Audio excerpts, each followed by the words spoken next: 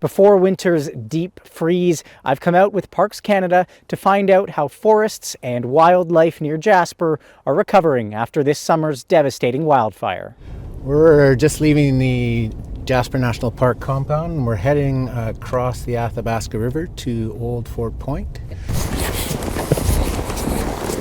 It's way more open than it used to be. Like, we can just see the distances, you can see the landforms much farther now. The jagged slopes of the Rockies look different heading into this winter than in years past.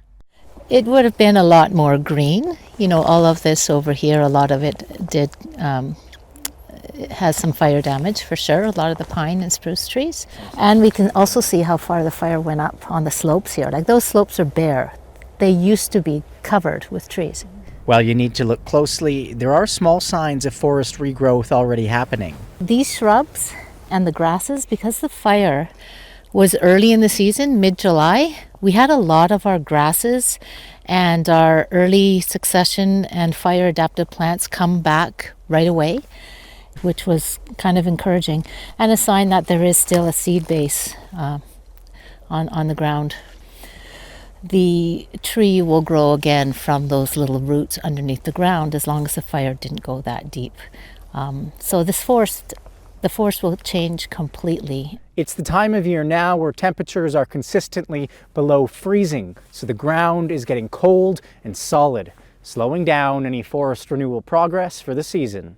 But before being frozen out, parks officials and volunteers have been digging in, recently planting 5,000 Douglas fir seedlings. It's a fire-resistant species with thick bark and deep root systems. Parks says the trees will help hold the already fire-weakened soil together, preventing further erosion. Trees aren't the only living things in these forests. Wild animals like bighorn sheep, elks, and bears roam free. All have been forced to adapt to these new living conditions. For one, less vegetation means fewer natural food sources. Also, limited tree and plant cover means some animals can't blend in when stalking their prey, and those lower down on the food chain can't hide as well either. So for many, it's moving time, which creates other challenges. So they may search out different areas than they normally would. It may increase the density of animals in certain areas, which may provide competition amongst within the species itself. We're headed up to a lookout called Old Fort Point for a better view of the burned landscape. Wow. From up here, you can really see the contrast on this mountaintop of the areas that didn't burn and the areas that did. As for how long it could take to reestablish significant growth, experts say the answer is decades. To see for myself how long it takes for regrowth to happen, I'm headed to another spot in the Moline Valley. It was partially burned in 2015 by what's been named the Excelsior wildfire.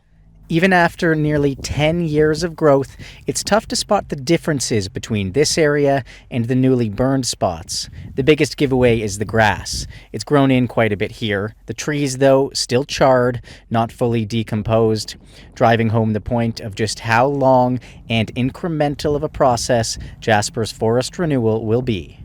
Acton Clarkin, CBC News, Jasper.